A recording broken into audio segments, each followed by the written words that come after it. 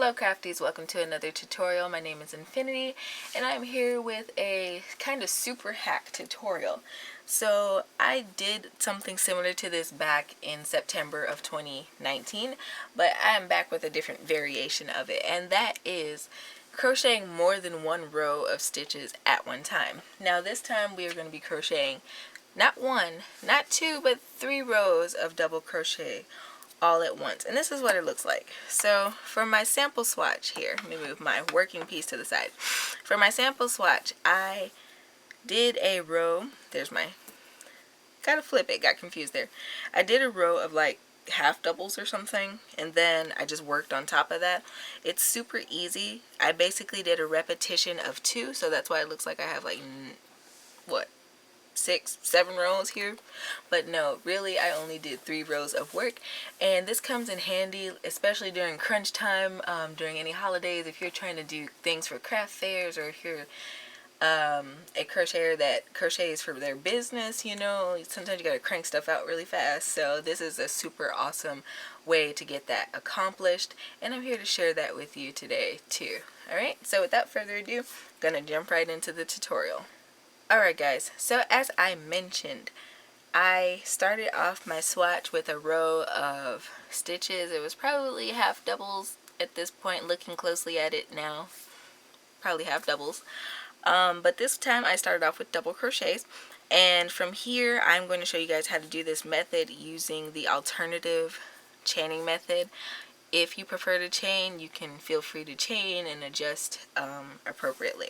So what I'm going to do, I've made my little mini row. I'm going to turn my work and I'm going to quote unquote chain up 8.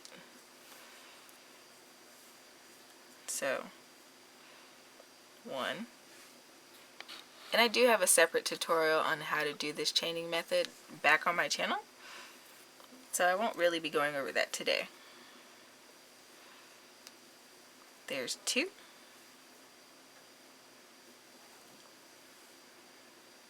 3,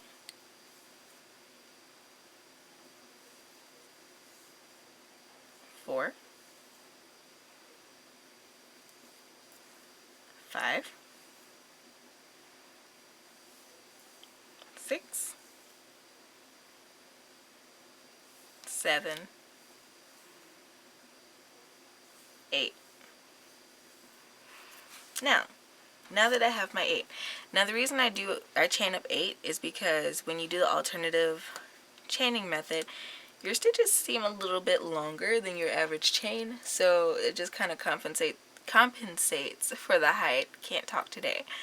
And it just makes sure your stitches don't look wonky. So what I'm going to do now is yarn over, and I'm going to insert my hook into the 4th stitch from my hook. So 1, 2, 3, see, 1, 2, 3, and 4, and just insert my hook, yarn over and pull up a loop. Now I'm not going to pull through all the loops on my hook.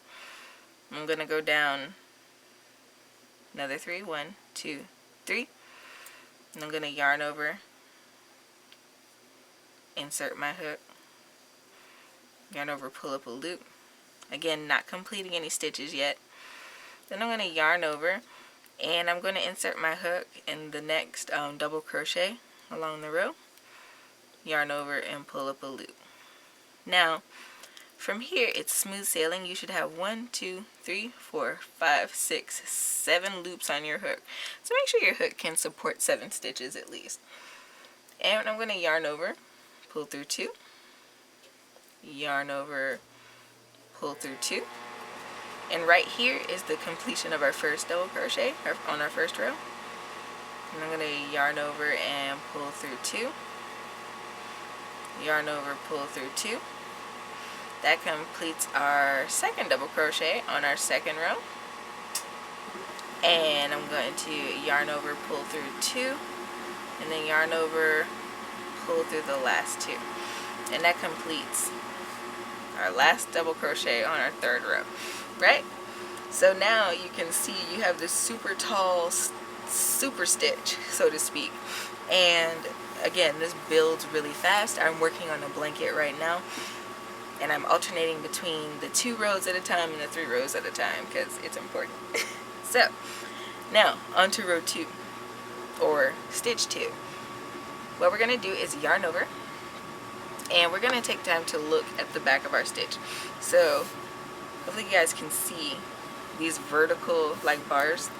Maybe it'll help if I get a stitch marker. These vertical bars on the back of the work, that's what you're going to want to be looking at.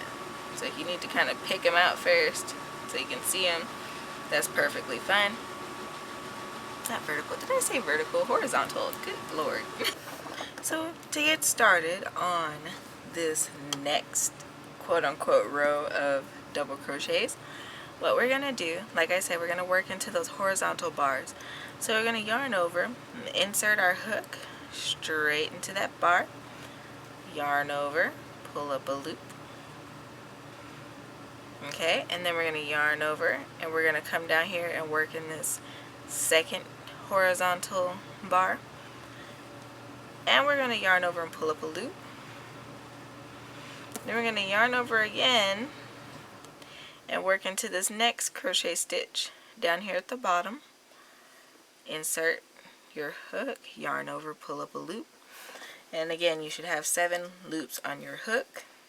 And then you're going to go through, yarn over, pull through 2.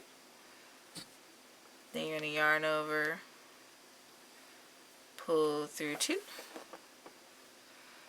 You're going to yarn over, pull through 2. Yarn over, pull through 2. Yarn over, pull through 2. Yarn over, pull through 2. And that completes your next set of stitches. So we're going to work on this way all the way across this row. So it's fairly easy, and it's very similar to working 2 double crochet rows at the same time. Just a couple extra stitches and a little extra yarning over.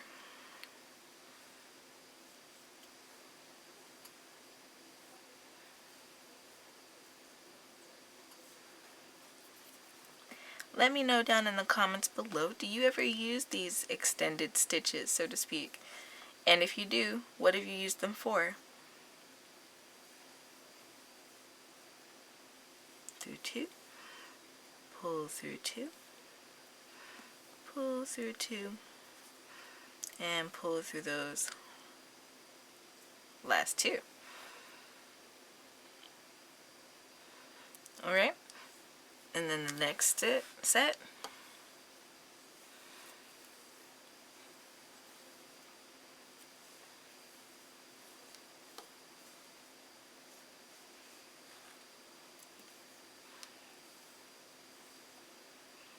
yarn over, pull through 2, yarn over, pull through 2,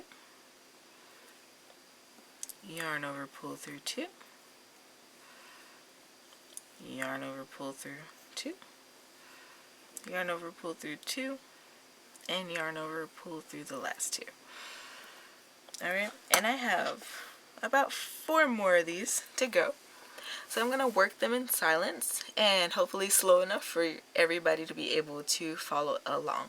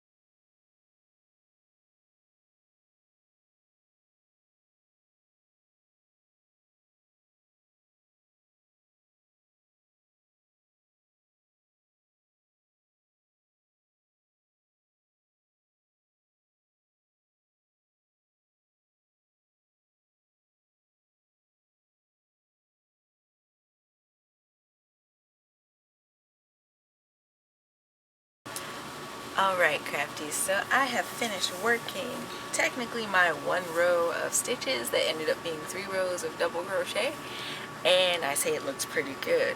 So to continue this pattern, you would just chain up the same 8. If you're using the alternative chaining method, you would work up 8 stitches. If you're doing regular chains, I would say it depends on your hook size. You can chain up either 8 or 9, whichever suits your fancy. And you would continue to work your rows until you got done with your project or got to the point, a stopping point of your project. So again, this is what it looks like as it builds up. You can get rid of any kind of buckling basically with blocking or just working a single crochet or some kind of border around it. Of course, the more consistently you work your rows, the less kind of warping happens, and it also your tension affects that as well. I hope today's tutorial was helpful to you. I hope it helps you finish whatever projects you guys have in progress much quicker. If this tutorial was helpful to you all, go ahead, hit thumbs up. Don't forget to subscribe and ring that notification bell so you never miss out on future content. I post crochet tutorials every Sunday, so don't forget to tune in. I also am on several social media platforms, including Instagram, Twitter, Facebook, Reddit, which is where I get actually quite a bit of my questions from, so that's exciting. I will be open to suggestions, so don't forget to leave me a comment, and until next time guys, happy making!